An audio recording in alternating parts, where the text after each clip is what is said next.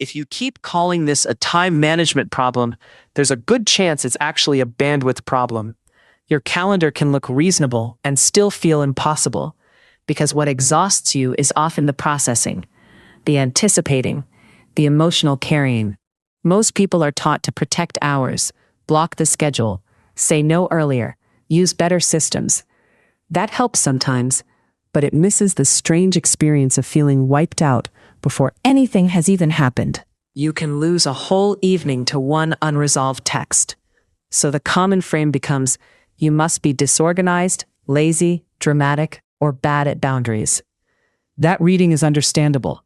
From the outside, your day may not look overloaded. Inside, though, your mind may be running 10 tabs of unfinished social, emotional, and practical threat monitoring. Research gives this a more precise shape. Interoception, the brain's reading of internal bodily states, affects how quickly you notice strain. High sensitivity processing, described by Elaine Aron, means some nervous systems register more subtleties, more social data, more environmental detail. More input means higher processing costs. Polyvagal theory, associated with Stephen Porges, also helps here. When your system detects uncertainty, it can shift into protection before a clear danger appears. That changes attention, breathing, digestion, and social engagement. One request feels bigger because your body is already spending energy bracing. Attachment system regulation matters too. Peter Fonagy, Alan Shore, and others have shown that relationships shape how safety is felt and restored. If closeness once required overreading moods, staying helpful, or managing tension, bandwidth gets spent on constant tracking. You become busy long before tasks begin. So, the pattern often starts with vigilance. You don't just answer the email. You predict reactions, pre-edit tone, and monitor for possible disappointment. The task has a visible layer and an invisible layer. The invisible layer is where a lot of your life force goes. Then there's overfunctioning. If your nervous system learned that steadiness comes from being useful, you may move towards stress automatically. You solve, soothe, remind, absorb, and organize. This can look competent. It can even feel moral. Meanwhile, your inner resources spin out quietly. Another mechanism is the fawn response. That word gets overused online, but the core idea matters. Under relational strain, some people become more agreeable, more available, more finely tuned to other people's needs. It is an adaptive strategy.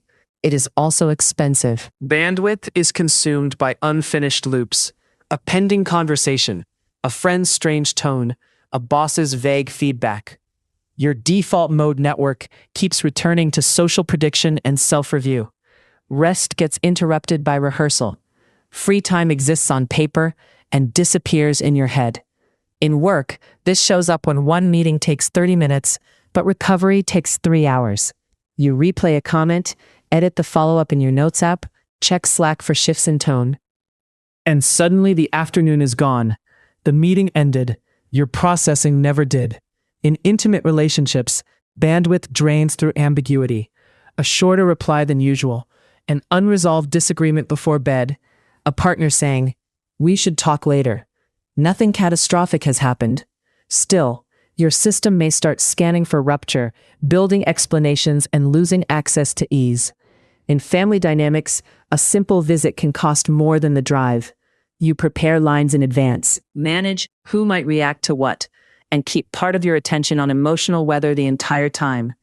Even love can feel depleting when belonging has required careful self-management.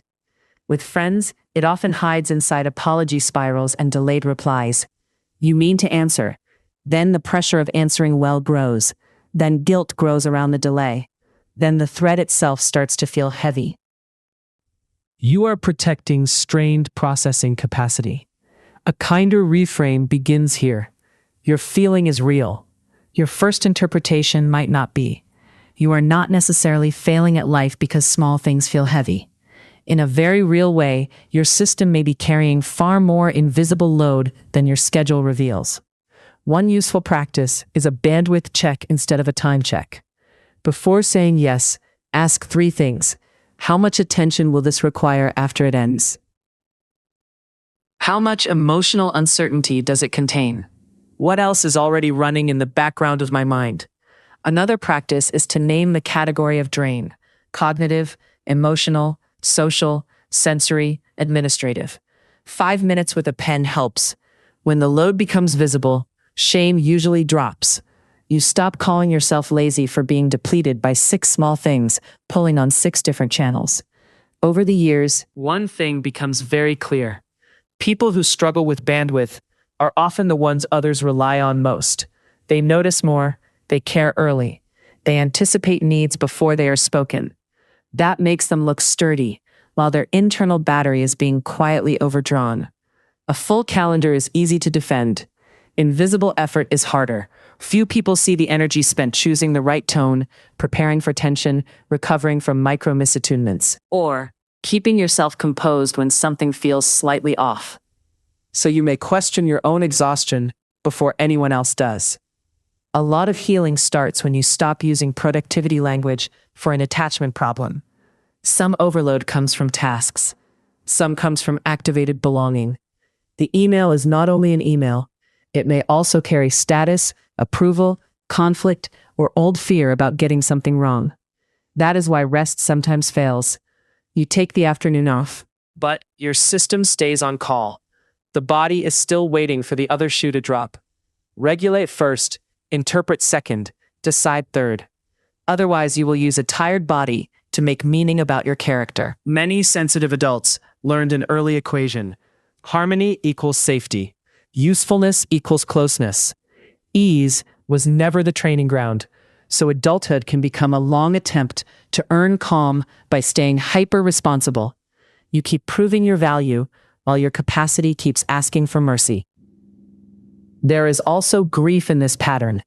You may realize how much of your life has been spent being mentally available to everybody, answering before you know your answer, soothing before you know how you feel, leaving no buffer between contact and response. That costs something deep. The boundary nobody taught you is this: access to you is not the same as access to your processing. Someone can deserve care and still not receive immediate interpretation, emotional labor, or detailed reassurance from you. Your care can be real without instant cognitive availability. That boundary sounds small, but it changes behavior. A slower reply, a cleaner maybe, fewer explanatory paragraphs, more "I need to think about that and get back to you," more pauses before agreeing, more respect for the after-cost of interactions, not only their duration. Sometimes the most protective move is reducing open loops. Reply with one clear sentence. Put the decision on the calendar. Ask the clarifying question instead of rehearsing 10 possibilities. Close tabs your mind keeps reopening. Bandwidth returns faster when ambiguity has fewer places to hide. Body-based support matters here too. Longer exhales, a hand on the chest, unclenching the jaw before answering, looking at one fixed point, and lengthening the out-breath for 60 seconds. These are small signals of enough safety to interrupt automatic overavailability. And right, this is not about becoming cold or unreachable. It is about becoming more accurate. When you answer from depletion, your yes can carry resentment, static, and self-erasure. When you answer from steadier ground, your care becomes cleaner and easier to trust. You may notice that some people are uncomfortable when your bandwidth becomes less public.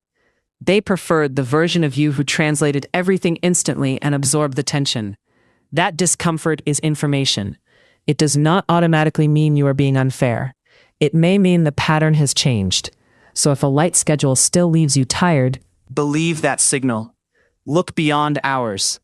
Look at monitoring, ambiguity, emotional administration, and the old reflex to stay available in case something needs you. Protect the channel, not only the clock. That is often where your life returns.